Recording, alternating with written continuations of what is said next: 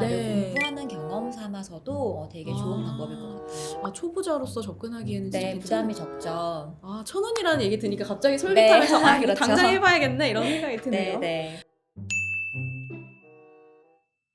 안녕하세요. 보라보라입니다. 네. 안녕하세요. 네. 안녕하세요. 오늘 아트테크 전문가이신 아트 컬렉터 네. 이지혜 작가님을 모셨는데요. 네. 아 네. 아트 컬렉터라고 보통 소개를 하시던데 어떤 직업인지 조금 생소하기도 하고 네. 직업은 아니죠?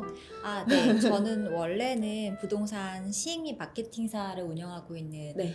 본업을 가지고 있고요. 네. 그리고 다년간 미술시장에 오래 있다 보니까 자연스럽게 애호가에서 지금은 아트 컬렉터로서 지금 작품들을 컬렉션하고 있습니다. 아 그러면 미술 작품들을 네. 직접 사서 모으시는 맞아요. 수집을 하는 거죠. 수집가네요. 한국말로 네, 하면. 그렇죠. 네. 아, 그럼 이거는 이제 본업은 아까 시행 및 마케팅사를 운영하고 계시다고 하셨는데 네. 일종의 취미인 건가요? 네, 원래는 정말 취미로 시작하게 됐고요. 네. 근데 이게 지금 다양한 미술 시장에서 이렇게 경험을 하다 보니까 네. 수집으로서의 가치뿐만 아니라 자산으로서의 가치도 발견하게 되면서 자연스럽게 투자 수단으로서도 저는 활용하고 있는 것 같아요. 네, 그래서 책을 내주셨는데 책 제목이 나는 미술관에서 투자를 배웠다잖아요. 네. 이 책 제목이 되게 끌리더라고요. 근데 아, 정말요? 네, 미술에서 투자가 가능한가? 약간 생소하기도 하고 네, 미술관은 그냥 조금 저 같은 미술을 잘 모르는 사람들이 보기에는 네. 그냥 이제 미술관 가서 그냥 뭐 작품을 감상하는 정도인데 감상을 해도 잘 모르잖아요. 일반인 뭐 미술에 대한 지식이 없는 분들 같은 경우에는 그냥 그래서 약간은 조금 지루할 수도 있는 분야라고 맞아요. 생각을 했던 것 같아요. 그러실 수 있을 것 같아요. 네, 근데 네. 이제 저희 채널에도 요즘에 계속 이제 투자나 이제 재테크 관련된 분야의 분들은 많이 모시기도 했고 네. 또 이제 가끔 이제 다양한 전문가를 모시다 보니까 뭐 방구석 미술관의 조원재 작가님이라던가 이런 미술 관련된 분야에 대해서 이야기를 나눈 적은 있었는데 네. 미술로 투자로 이렇게 연결하는 경우는 진짜 처음이라 너무 생소한 거예요. 아, 네. 그러실 수 있을 것 같고요. 그리고 아트테크라고 요즘에 가장 많이 이루어지고 있는 핫 이슈인 아트테크라는 단어를 보기에도 네. 비교적 최근에 생겨난 신조어라고도 할 수 있거든요. 하지만 그렇다고 해서 이 미술품 투자 자체가 최근에 생겨난 것은 아니고요. 네. 아주 오래 전부터 네.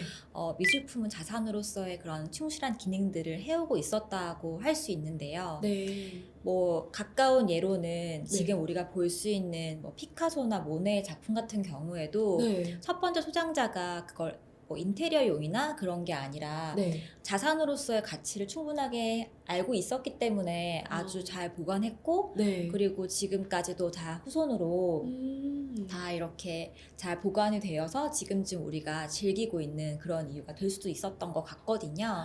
아주 옛날부터 네, 미술 네, 투자는 그럼요. 있었네요. 네, 네. 아, 근데 이제 이게 신조어라는 것은 신조어가 됐다라는 것은 최근에 조금 젊은 분들 일종이 아니라 젊은 MZ 세대 분들이라고 하잖아요. 밀레니얼 네네. 세대 분들이 관심을 갖기 시작했다라고 맞아요. 보시나요? 그런 것 같아요. 요즘에는 지금 사실 코로나19 때문에도 그렇고 네. 다양하게 산업들이 변화를 하고 있잖아요. 맞습니다. 네, 그런 변화들을 변수들에 맞춰서 네. 또 위기를 또 기회로 모색하는 그런 다양한 경험들을 우리가 또 지켜보고 있는 상황인데 네. 그런 현상들이 미술 시장에도 굉장히 많이 벌어지고 있어요. 네, 그렇기 때문에 그런 MZ세대라고 하는 네. 그런 밀레니얼과 Z세대들이 미술 시장에도 굉장히 많이 진입한 것을 또 우리가 발견할 수 있고요. 아, 근데 이제 제가 최근에 이런 이제 책을 저는 읽어봤지만 이런 분야를 접한 게 넷플릭스에 보면 리팽이라고 네, 그 네, 드라마 네. 있어요. 네, 네. 보면은 이제 막 이제 루브르 박물관에서 이제 네. 미술품을 막 이제 네. 도난하고 막 이런 네. 내용이잖아요. 네. 경매도 막 하고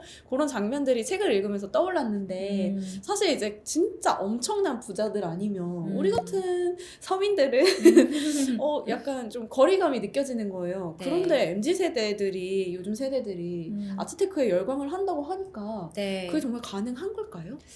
맞아요. 사실 미술품 투자라는 것들이 유독 또 우리나라에서는 많이 이렇게 이루어지고 있지 않고 그리고 네. 많이 알려져 있지도 사실 않은 상황이긴 한데요.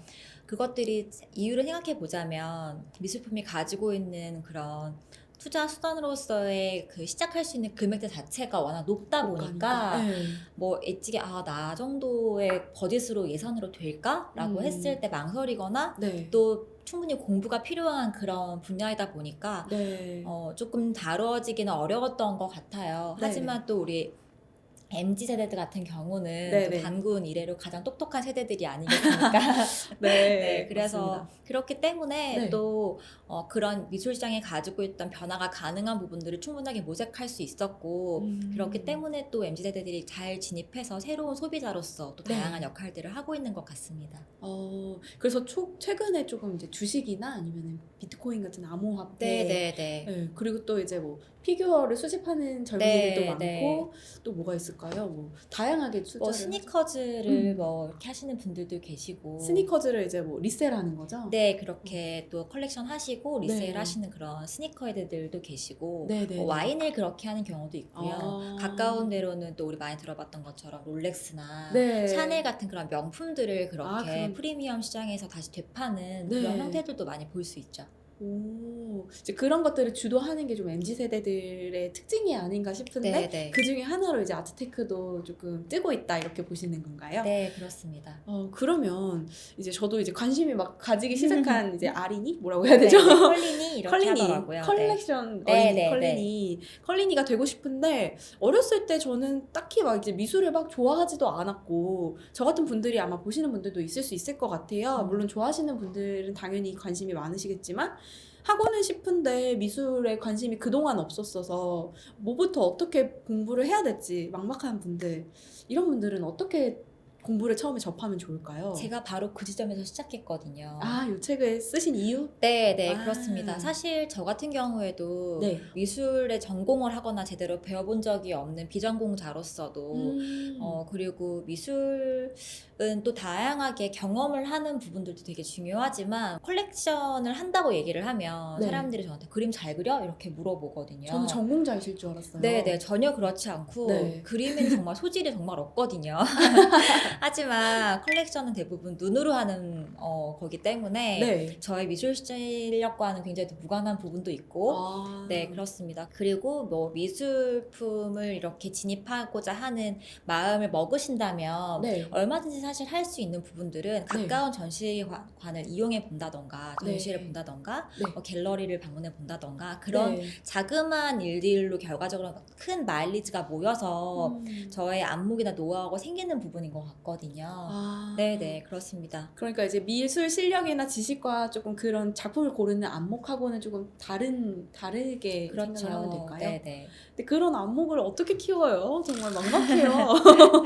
요즘에는 다행히 또 뭐 백화점 문화센터라던가 네. 요즘 새로 생긴 백화점에서도 무조건 미술 전시회로 사람들을 또 이렇게 붐업을 형성하기도 하거든요. 네네. 그렇기 때문에 멀리 가실 필요 없이 집 앞에서도 혹은 가까운 우리가 도심지 안에서도 미술품을 충분하게 관람하실 수 있고 결과적으로는 그런 마음의 문제가 더 네. 중요한 것 같아요. 내가 마음의 문제죠. 네, 시간을 더 많이 네. 들일 필요도 사실 없거든요. 조금 뭐 친구랑 만나기로 한 저녁 약속 전에 조금 일찍 만나서 잠깐 둘러본다던가 그런 것들로도 충분히 가능한 부분이기 때문에 네. 너무 어렵게 생각하실 필요는 없으신 것 같아요. 그럼 대표님 같은 경우에는 미술관 정말 많이 다니시겠네요? 네, 그렇죠. 정말 많이 다녔죠. 그리고 이제 그렇게 다니면서 안목도 키우시고 꼭 네. 컬렉션 하러 가는 게 아니더라도요. 그렇죠. 저 같은 경우에는 대학교 때부터 미술관을 다니기 시작했으니까 네. 아주 오랜 시간 미술품 애호가의 단계에 머물렀다고도 할 수 있는데요. 네, 그렇게 오랜 시간들을 나름의 기본기를 쌓는 시간으로도 그리고 네. 안목을 넓히고 어떤 시장의 형태를 이해하는 시간으로도 굉장히 많은 시간을 할애했기 때문에 결과적으로는 그게 저한테는 안목으로 굉장히 중요한 마일리지를 쌓게 되는 부분이었던 것 같아요. 잘 모르겠더라도 일단 좀 많이 가서 보는 거 네, 이렇게 네. 이해하면 될까요? 꼭 어떤 것들을 느껴야 한다는 것보다는 네. 내가 마음에 드는 작품을 여기 공간에서 하나 정도는 찾아보겠다라는 마음으로 시작해도 네. 네, 훨씬 부담감이 좀 덜하실 것 같습니다. 조금 가벼운 마음으로 일단 네. 가보는 거로. 네. 네. 근데 이제 아까 이제 전공은 이쪽이 미술 쪽이 아니라고 하셨는데 네. 혹시 어떤 전공 하셨는지 여쭤봐도 전공은 저는 무용을 전공했어요. 정말요? 네. 예술이긴 하네. 같은 예술 네, 그렇습니다. 분야. 그래서 보면 결과적으로 저 같은 경우에는 네. 시각적인 부분들에 굉장히 노출이나 민감했던 것 같아요. 그래서 뭔가를 보는 예쁜 것들을 보는 걸 좋아했고 네. 그리고 미술품도 거기서 이제 연관현상에서 저한테는 굉장히 중요한 모티프로 작용했던 것 같습니다. 네. 그런데 또 이제 지금 하시는 일 중에서 이제 부동산 쪽 관련된 일을 또 하고 계시다고 하니까 네, 여쭤보고 싶은 게 부동산 요즘에 정말 투자 과열이 심하잖아요. 네 맞아요. 네, 세금 규제나 이런 것들 때문에 많이 좀 더 심해지는 것도 있는 것 같은데 네, 이제 책을 읽다 보니까 그런 세금 규제에 대한 대안으로서 또 이제 이런 아트테크가 네, 떠오르는 이유가 되지 않나 이렇게 써주셨던데 네, 네. 네, 어떻게 보시나요? 세금 요즘에 사실 그 부동산이라고 하면 전통적인 실물 자산이라고들 하죠. 네. 그래서 지금도 뭐 오늘도 그리고 어제도 그 전날도 네. 매일매일 아침 부동산에 대한 이야기가 나오고 맞아요. 있는데요. 정말. 그만큼 열기가 너무나 뜨겁고 더 갖지 못한 자와 덜 가질 수밖에 없는 자로 나뉘고 있는 시장의 구도를 가지고 있는 것 같거든요. 네, 양극화가 되고 있죠. 네, 그렇습니다. 그리고 부동산에서 결과적으로 기조 같은 경우는 네. 더 많은 투기를 벌어지고 있는 투기의 그런 세력들을 좀 이렇게 지양하고자 하는 그런 기조가 많은 것 같아요. 네. 그러다 보니까 세금에 대한 강화가 되게 많이 되고 있는 상황인데요. 네, 네. 반면에 미술시장 같은 경우에는 네. 자산으로서의 기능을 충분히 하고 있음에도 불구하고 아직까지 미술품 관련되어 있는 세금 규제가 굉장히 좀 관대하게 되어 있다라고도 볼 수 있을 것 같습니다. 오, 네. 그러면은 지금 부동산하고 미술품하고 공통점이 자산이라는 건데, 그쵸? 네. 좀 공통점과 차이점을 한번 얘기해 주시면 좋을 것 같아요. 네. 미술 시장과 제가 부동산 시장을 네. 굉장히 딱 중간에서 보고 있는 사람으로서 봤을 때는 네. 놀라울 정도로 비슷한 공통점이 많거든요. 어, 하지만 아주 조금의 차이가 있는데요. 네. 그 조그마한 차이가 결과적으로는 결정적인 차이로 또 이렇게 비교를 할 수 있을 것 같아요. 미술 시장에서 미술품과 부동산 시장에서의 부동산 같은 경우는 네. 동시에 실물 자산이라는 어떤 카테고리 안에 들어가 있기 네. 때문에 실물 자산이라는 게 내가 직접 이제 가진 소유할 수 있는 네, 그런 비금융 자산을 말하는 거죠. 네네. 네, 금융 자산이 아닌 실물 자산. 그러니까 네. 우리에게 토지라던가 선박이라던가 뭐 아, 보석이라던가 미술품 네. 그런 것들로 자산으로서의 기능을 하고 있는 그런 공통점이 있고요. 네. 그리고 이러한 실물 자산들이 또 황금성이나 유동성 측면에 조금 떨어진다는 또 공통점을 가지고 있습니다. 왜냐하면 이러한 실물 자산들은 결과적으로는 1대1 거래 매칭의 형태를 갖게 되거든요. 네. 내가 어떠한 평수의 아파트를 갖겠다라고 마음을 먹어도 네. 어떤 지역에 어떤 브랜드의 향은 어디며 그쵸. 아, 따질 게 많아요. 네, 그럼 아파트 안에 학교가 있냐 없냐, 네. 놀이터가 앞에 있는지, 뭐 얼마나 지하철은 가까운지 다양한 것들을 따져봤을 때 나에게 완벽하게 맞는 아파트를 찾는 데는 시간이 좀 걸리죠. 그쵸. 그리고 아파트를 딱 뭐 구했다고 하더라도 네.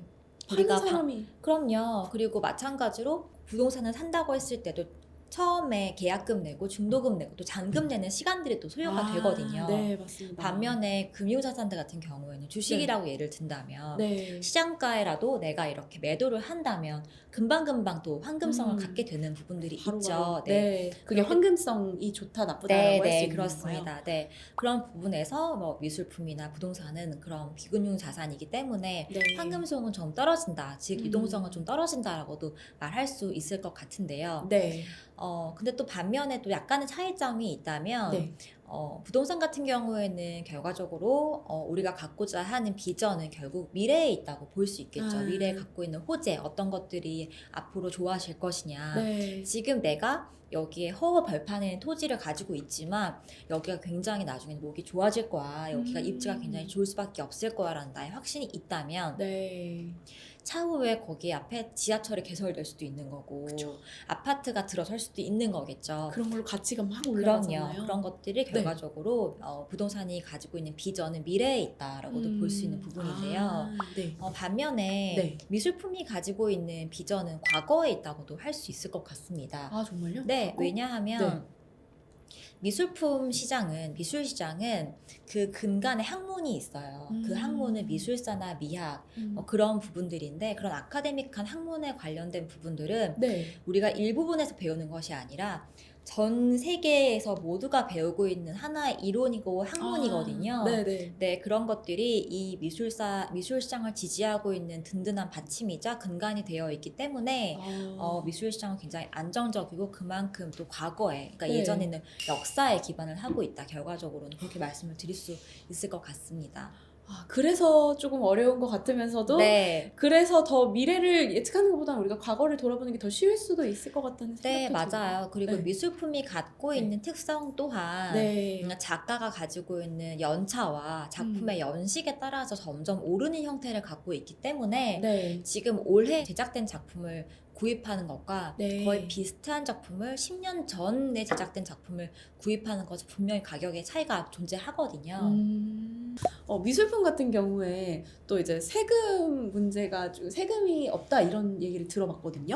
네. 그래서 이제 탈세에도 좀 악용이 되는 경우도 있다 이런 것도 본 것 같고 제가 또 최근에 봤던 영화로 생각나는 게 테넷이라는 영화 혹시 보셨나요? 저는 아직 못 봤는데 그 얘기 네. 저한테 많이 물어보시더라고요. 그러실 것 봐야 같아요. 되겠어요. 테넷에 보면은 거기 네. 주인공 중에 한 명이 이제 네. 미술 감정사인데 그 이제 탈세를 위해서 그런 운영을 하는 그런 좀 나쁜 역할로 나와요. 네, 그런 거 보면은 진짜 탈세랑 관련이 있는지 아니면 상속이나 증여 이런 이슈가 있는지 그 사실인가요? 뭐 정말 소재로 삼다 보면 네네. 각 분야에서도 굉장히 드라마틱한 이야기들을 소재로 삼게 되죠. 네. 하지만 탈세와 절세는 분명히 다른 부분일 뿐만 아니라 그쵸. 미술품을 탈세의 소재로 삼는다기보다는 네. 미술품이 가지고 있는 가치나 다양한 더 나에게 맞는 방법들을 선택하다 보면 네. 그게 미술품을 구매하면서도 그만큼 일명 말하는 뭐 세금 영원 천국이라는 부분들을 미술 네네네. 시장에서 누릴 수도 있겠죠. 잘 공부를 해서. 네. 네. 왜냐하면 네. 예를 들면 미술품 같은 경우는 국내에 지금 생존해 있는 작가의 작품을 네. 10년 전에 구입해서 네네. 오늘 판다고 했을 때 네. 만약에 그 수익이 양도 차익이 뭐 10만 원이던 네. 10억 원이던 네. 그 양도 차익을 그만큼 가져가실 수 있어요. 똑같이. 왜냐하면 여기서 양도세가 발생하지 않는 양도세가 구간이기 발생하지 때문입니다. 않- 반면에 네. 부동산을 내가 10년 전에 산 아파트를 올해 판다고 했을 때에는 그만큼의 양도 차익뿐만 아니라 거기서 네. 발생되는 취득세와 보유세, 거기다 양도세까지도 다 부담을 하시고 엄청나죠. 네, 거기서 그걸 다 사실은 계산을 하고 보면 네. 절반 이상이 세금으로 내게 되는 경우가 많거든요. 네. 근데 그게 지금 예를 들면 국내 생존해 있는 작가라고 봤을 때 네네. 그 양도 차익을 오롯이 네. 제가 가질 수 있는 부분에서는 굉장히 매력적인 투자 수단이라고도 할 수 있을 것 같습니다. 진짜 얼마가 오르든 그냥 다 가질 수 있는. 네. 진짜 그럼 투자로서 매력이 진짜 있는 거네요. 네, 그렇습니다. 이게 또 부동산하고 이렇게 비교를 하니까 네. 그 세금 부분이 정말 메리트가 큰 것 같습니다. 네. 그 외에도 또 다른 아트 투자만의 아트 테크만의 매력 있는 포인트가 있다면 좀 몇 가지 꼽아주시겠어요? 사실 뭐니 해도 미술품 그리고 아트테크가 가지고 있는 최고의 어떤 네. 매력이라고 한다면 네. 미술품을 감상하면서 갖는 심리적인 수익이 가장 크다고 할 수 있겠죠. 미술품 같은 경우에는 내가 원하는 장소에 설치를 했을 때 그만큼 두고 즐기면서 향유하실 수 있는 정신적인 수익, 심리적인 수익이 가장 큰 부분이라고도 할 수 있을 것 같습니다. 네네. 정말 미술을 보는 안목이 안목이 있었으면 안목을 만들고 싶다 이런 좀 욕구가 생기는 것 같습니다. 네.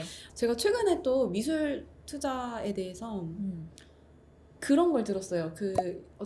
내가 어떤 작품을 만약에 사서 갖고 있다, 그거를 또 임대를 주기도 한다고 해서 임대 수익으로. 네. 그렇게 하는 경우도 종종 있죠. 예를 들면 관공서나 혹은 네. 어떤 극장이나 어떤 공간이 만들어졌을 때 네네네. 내 작품을 렌트해주는 경우도 간혹은 있는데요. 네.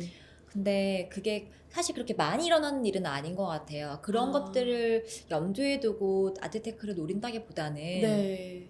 미술품이 가지고 있는 미술과 그다음에 품이 갖고 있는 특성들을 충분하게 감안하시는 네. 그런 정도의 아트테크만 하더라도 더 많은 것들을 누릴 수 있지 않나 하는 생각이 들고요. 네. 예를 들면 요즘에는 뭐 NFT라던가 그리고 뭐 미술품 분할 소유권이라고 해서 네. 다수의 투자자가 한 작품을 공동 구매하게 되는 그런 형태의 아트테크도 요즘에는 굉장히 많이 활발하게 이루어지고 있으니까요. 그런 것들 그 중에 하나가 NFT인 건가요? NFT NFT 같은 경우에는 조금 다른 새로운 미술 사조라고도 할 수 있을 것 같지만 네. 네, NFT는 블록체인을 기반으로 한 네. 네, 그런 디지털 자산의 개념인 거죠. 하지만 화폐의 개념보다는 기념주화라고 저는 많이 비유를 해서 설명을 네. 드리긴 하는데요. 기념주화요? 네, 네. 그러니까 가치는 있지만 이게 바로 뭐 단가 교환을 한다거나 그렇게 하긴 조금 어려운 부분을 갖고 있죠. 하지만 NFT가 갖고 있는 네. 특성이 네. 미술 시장을 대입해 봤을 때 위조라던가 네. 이전 소유장자의 이력을 체크하는 부분에서는 또 굉장히 매력적으로 작용하는 부분들이 존재하거든요. 그리고 요즘에는 또 NFT가 MZ세대의 특성을 말미암아서 네. 굉장히 크게 활발하게 지금 이루어지고 있는 것 같습니다. 네, 요즘 정말 NFT 정말 뜨거운 것 같아요. 네. 좀 핫한 것 같은데 네. 그게 뭔지 조금 추상적이기도 하고 기념주화라고 하니까 갖고 있으면 좀 점점 가치가 오를 수 있는 나만의 자산? 이런 개념인가요? 네, 네, 그렇죠. 비교를 해서 잠깐 설명을 드려보면 제가 네. 조금 전에 기념주화라는 얘기를 했잖아요. 네. 보라님이 가지고 있는 지갑 속에 네. 1,000원과 제 지갑 속에 있는 1,000원을 네. 꺼낸다면 일련 번호는 분명히 다르겠지만 네. 똑같은 1,000원으로서의 등가 교환은 완벽하게 그쵸. 가능하거든요. 바꿀 수 있죠. 네. 하지만 제가 평창 올림픽 기념주화를 가지고 있다고 가정하고 네. 보라님이 뭐 1988년도에 있었던 서울올림픽의 기념주화를 갖고 있다고 했을 때 네. 기념주화가 각각의 가치를 가지고 있는 건 맞지만 바꿀 수는 없거든요. 왜냐면 각각이 갖고 있는 특성과 그쵸. 네, 가치가 다르기 때문이죠. 이랬을 때에는 교환이 이루어졌을 때 이더리움이라고 하는 화폐로서 바꿀 수 있고 네. 거래가 가능한 부분입니다. 이더리움도 이제 코인이잖아요. 네, 네, 그렇죠. 그리고 이러한 NFT가 가지고 있는 미술품에서 잘 맞는 특성에는 직거래가 가능한 부분, 별도 소장 공간이 필요하지 않는다는 부분들도 굉장히 장점으로 볼 수 있겠죠. 그런 부분에서 좀 더 MZ세대들이 접근하기 쉬웠다는 네, 거일 수도 네. 있겠네요. 더 투명성을 또 제고할 수도 있는 부분이고요. 그리고 또 미술품을 공동구매처럼 이렇게 분할해서 네. 쪼개서 사는 방법도 있다고 들었거든요. 네. 조금 쉽게 접근하려고 자꾸 제가 이제 이런 이야기들을 하는 것 같은데 네. 그렇게 만약에 산다고 하면은 그 예술 작품은 누구 거예요? 네. 그런 시스템을 잠깐 설명을 드리면 네. 우리가 아까도 우리가 나눴던 것처럼 네, 네. 미술품이 사실 가지고 있는 장점들이 굉장히 많음에도 불구하고 지금까지 잘 다뤄지지 않았던 문제를 생각해 보자면 네. 미술품이 가지고 있는 진입 장벽이 금액적인 진입 장벽이 높기 때문일 거라고 저는 생각해요. 가장 크죠. 네. 네, 미술품을 구매하고 싶은데 너무 가격이 높다 보니까 우리가 나누어서 투자를 하는 거죠. 하나의 작품을. 네. 그랬을 때 우리가 구매부터 보관, 소장, 그리고 추후에 매각까지도 네. 플랫폼 사업자가 그것들을 굉장히 다 일련의 과정들을 다 일임을 해서 투자자들을 모으는 것도 포함해서 네, 그런 것들을 진행을 하고 네네네. 나중에 이제 작품을 매각했을 때 이후에 일어나는 양도 차익을 투자자들의 지분대로 똑같이 나누는 형식을 설명하실 수 있을 것 같아요. 그런 투자 같은 경우는 그러면은 그 이제 보관이나 이런 거는 네, 어디서 되고 있는지 알 수가 있나요, 투자자가? 요즘에는 그러한 플랫폼들이 더 많아지고 있고 네. 각각의 그런 플랫폼들 또한 시스템을 더 많이 갖춰나가고 있는 상황이에요. 그렇기 때문에 네네네. 투자자를 모집을 할 때부터도 네. 그다음에 다 매각을 할 때도 동의와 대부분의 과반수 이상의 동의 후에 이루어지는 것으로 제가 알고 있고 네. 또한 플랫폼 사업자가 요즘에는 카페를 운영한다던가 네네. 네, 또 여러 가지 부가 수익을 내기 위해서 다양한 것들로 작품을 보관을 하고 있기 때문에 네, 제가 원하는 공간에 우리가 설치를 하지는 못하지만 네네네. 얼마든지 작품을 잘 보관하고 있는지 그리고 아. 작품이 이 비슷한 작품 혹은 이것과 동일한 작품이 다른 경매에서나 거래가 어느 정도로 이루어지고 있는지를 알람으로 보내준대요. 그래서 이 작품이 점점 가치가 다 잘 올라가고 있구나, 상승하고 있구나 이런 것들을 네. 투자자들도 미술품에 대해서 잘 모르고 조금 어려운 마음들을 가지고 계신 투자자들 또한 네. 편리하게 이용하실 수 있는 그런 플랫폼 시스템이라고 어떻게 보면 이해하시면 될것 전문가한테 같습니다. 이렇게 위임을 좀 그렇죠. 하는 느낌. 사실 그런 부분들도 네. MZ 세대들이 가지고 있는 특성이기도 하거든요. 내가 뭔가 잘 모른다면 네. 그때는 전문가에게 일임하겠다. 내가 모르기 때문에 네네네. 많이 물어보겠다 이런 네. 마음들도 특성 중에 하나라고 하더라고요. 그래서 이제 책에서 소개된 뭐 예를 들면 투게더 펀딩에서 하는 뭐 아트투게더? 이런 아트투게더. 회사? 네. 그런 회사가 네, 그런 일을 아트앤가이드. 네네. 그런 아, 회사들이 또 네. 잘 시스템을 만들어가고 있는 회사들인 것 같습니다. 조금 저처럼 진짜 이게 내가 고가의 뭐 미술품을 매입해서 이게 수익이 날 수 있는 걸까? 내가 그런 걸 고르는 안목이 있을까? 좀 걱정이 되는 분들은 네. 이런 이제 분할 투자 쪽으로 네. 먼저 접근을 하시는 것도 괜찮을 것 같네요. 그리고 작품의 가격 따라서도 조금씩 다른 부분이 있긴 하지만 네. 적게는 1,000원부터도 제가 투자가 가능하거든요. 진짜요? 네네. 그렇기 1,000원? 때문에 네. 아트테크를 완벽하게 진입하기 전에 네. 이런 시스템으로 운영이 되고 있구나 네. 공부하는 경험 삼아서도 되게 좋은 방법일 것 같아요. 초보자로서 접근하기에는 진짜 네, 괜찮은 부담이 적죠. 1,000원이라는 얘기 드니까 갑자기 솔깃하면서 이거 그렇죠. 당장 해봐야겠네 이런 생각이 드네요. 네. 그러면 이제 정말 좀 실전적으로 정말 1,000원 아니면 뭐 얼마가 필요한지 이런 이야기를 좀 해보려고 하는데 네. 정말 뭐 100만 원, 1,000원은 조금 그렇고 100만 네. 원 정도 만약에 수중에 갖고 있다고 하면은 그걸로도 시작이 가능할까요? 분할 말고? 네. 이렇게 비교해 보시면 어떨까요? 우리가 뭐 60평 대형 평수의 아파트를 구매할 수 있는 사람보다 네.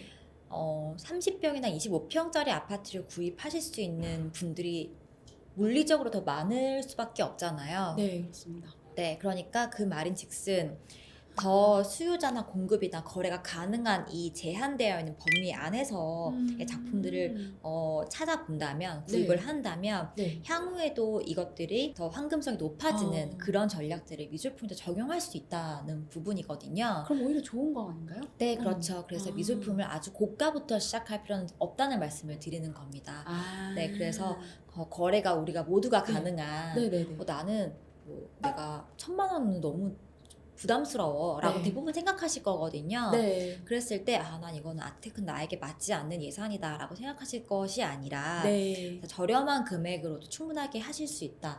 그것이 즉 결국 다운사이징 전략이라고 저는 말씀드려요. 다운사이징 네네. 전략. 이런 건 적어놓고. 네, 그래서 저렴한 가격대의 작품으로 더 가격은 낮추면서도 고로 황금성이나 소장 기간들은 더 좁혀지는 그런 장점들을 가지고 있는 전략입니다.